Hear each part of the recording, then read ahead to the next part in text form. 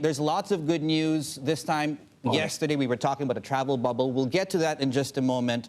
I want to get started, though, get your thoughts on what's happening politically. I mean, this imminent group resignation of the opposition in Hong Kong. Edward, you, of all people, know sometimes politics has no effect on the economy. Sometimes it does. What's clear, though, is the political reality in Hong Kong is changing. That's a fact. Do you think what's happening now potentially could be disruptive to the economy? Well, I think people who know Hong Kong or people who do business in Hong Kong knows that, well, Hong Kong is a very dynamic city, free and competitive. And we are also not free from sort of politics, both local and geopolitically around the world. Of course, I think we also need to sort of uphold certain principles, particularly those constitutional obligations, which we have seen that we are all sort of trying to cope with it. But I think, like any jurisdiction, the fundamental must be something constitutional, like what's in our basic law, upholding the responsibility of both the executive and also the legislature. And I think the question you mentioned is one that's being put in the basic law that, well, every member of both executive and also legislative chamber would need to sort of pledge their allegiance to uphold, say, the basic law, the national security and national interest as well. So I think it's a matter of sort of constitutional obligations. But of course, I think, well, people will continue to look at Hong Kong in totality, that yes, we are, like many parts of the world, we are struggling in fighting against the epidemic and also sort of fighting to sort of come out of the economic recession brought about by all these external and internal factors. Yeah, and I think the initial GDP numbers out a few days ago do indicate we're coming out of that. We're getting the final GDP numbers, I believe, tomorrow. What's the messaging then, Edward, to the international business community and markets in the event, and who knows really where the political spectrum is going, in the event that we don't have an opposition on the political spectrum, which, as you perhaps alluded to, last 50 years has been a part of why the economy has been so vibrant. Why do you think that should not be an issue then? I think Hong Kong will remain sort of a vibrant, dynamic, and well, in every legislation, I think you will expect different voices, and the composition of our legislature is also being done in the same way. But of course, as I mentioned, there are bottom line, there are basic principles that, well, all members would need to uphold.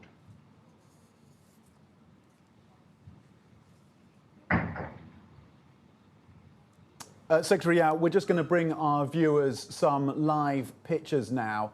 I believe we're going to see some live pictures of LegCo. The first time we've had a look inside the Legislative Council since that resignation of those 4 members. And of course, the desire now by other pro-democratic legislators there to quit en masse as a result of those 4 legislators being forced out of LegCo. So we're seeing live pictures there from Hong Kong. Secretary Yao, let me ask you about the incoming Biden administration into the US. What would you point to in messaging to that administration to argue and make the case that China hasn't and that Hong Kong hasn't simply become just another Chinese city? What can you point to demonstrate that? Well, first and foremost, I think Hong Kong's message does not confine to a single country. Hong Kong sort of interact with the whole world. Hong Kong is also a member of many international organizations. In my sort of area, in the trade area, Hong Kong is a member of the World Trade Organization among 164 other members. And we trade extensively with the world. Of course, I think people who do business in Hong Kong will know that, well, Hong Kong is open and competitive. Anybody can come to do business. Of course, I think in every sort of jurisdiction, we need to sort of tackle problems of our own, including our own constitutional arrangement. The past 2 years, we have seen a lot of sort of ups and downs, including the social unrest that happened last year, and even challenges to our sort of institutions. And I think it is incumbent upon Hong Kong as a whole to cope with those situations. But well, as you see from the footage you showed, that well, our legislature remain a very important component in Hong Kong, where laws are being made, public finance are being sort of census scrutinized, we still have, I think, as government officials, every day, I think we, like many other officials around the world, we have to sort of interact with our legislature because there are checks and balances there, which is fully sort of enshrined and protected under the basic law. I think, well, that's the everyday life will continue. But of course, in the commercial world, people will look at Hong Kong essentially on the big pillars: the rule of law, the freedom, and also the level playing field that we set for everybody who trade and sort of do business in Hong Kong. Yeah, let me switch focus now to the complaint that you filed. You mentioned the WTO. You filed with the WTO on November the 3rd over this Made in China label that the Trump administration is insisting on. What is the effect on manufacturers? Because, of course, that order kicked in on November the 10th. Well, Hong Kong's position is more than just the dollar sign. Well, if we are talking about Hong Kong's export to the US direct, it only constitutes 0.1% of Hong Kong's total export. So in dollar terms, it looks as sort of a rather minute, but it's a matter of principle. Imagine that a member of WTO enjoying a separate and independent membership would be deprived of the right to claim its origin rule in line with all other members. I think it's a blatant sort of infringement of the rights under the World Trade Organization. It went against the sort of commitment in the general agreement on tariff and trade. So I think as for Hong Kong, well, we are fighting this battle not just between Hong Kong and US, between which should have a lot of mutual sort of interests. Not to mention US enjoy in fact the world's largest trade surplus from Hong Kong, but also for the multilateral trading system that it must be rule-based. In case of dispute, it should be settled according to the rules set out by WTO. I think that's the area that we are sort of pursuing Hong Kong interests, and we are pursuing entirely following the procedures under the World Trade Organization dispute settlement mechanism. Edward, just to pivot again, want to talk about some good news. The travel bubble was announced yesterday. I think it's about a flight a day, and not that one flight a day should incrementally change the growth, the GDP number of Hong Kong. If it did, we're a tiny economy here.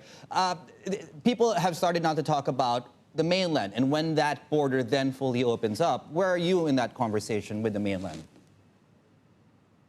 Well, I think Hong Kong talks to the entire world, including our own country, where we maintain a boundary and also sort of a CIQ control. I think the arrangement of bubble is one, not just between Hong Kong and the immediate partner. We will also hope that this model, if it works, will be a sort of extension of the network of safe, secure, and yet facilitating channels. Now, take, for instance, the Hong Kong-Singapore bubble arrangement is one that places equal emphasis on safety and security on one side and trade facilitation on the other. Among the 5 conditions that we set out, 2 were on the sort of safe and security, which include the tests that Hong Kong and Singapore both introduced pre-departure. And in the case of Hong Kong, we have a double sort of assurance that upon arrival, we'll do another sort of PCR test.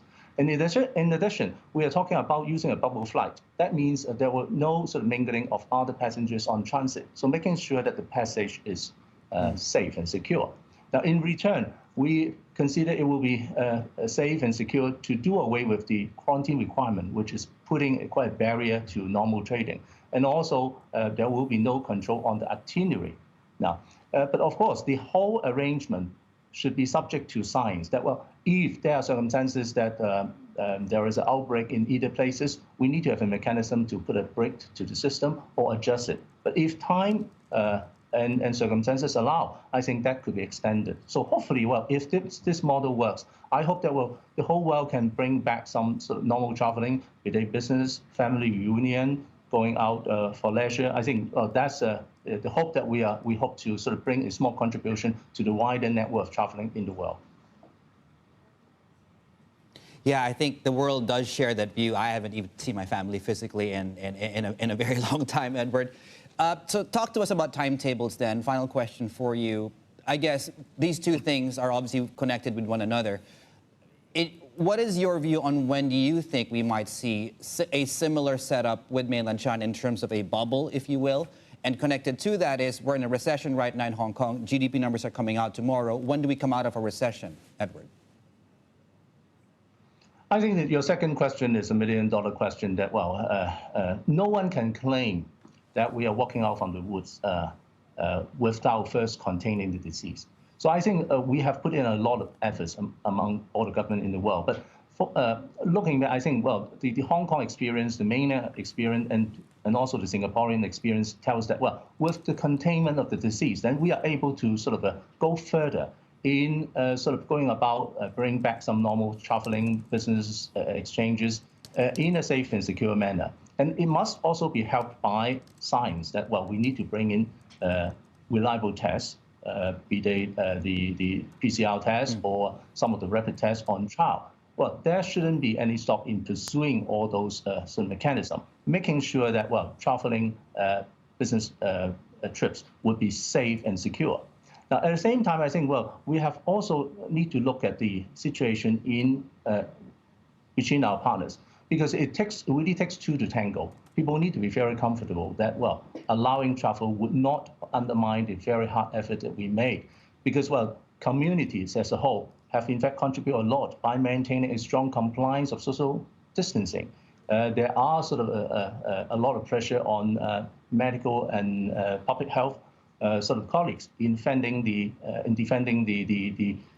war front with the virus. So I think it's a conglomeration of all the hard work, institutional strain, and also a lot of sort of discussion. Hopefully, with the success of certain this kind of bilateral or multilateral arrangement, we can bring back some sort of a normal traveling.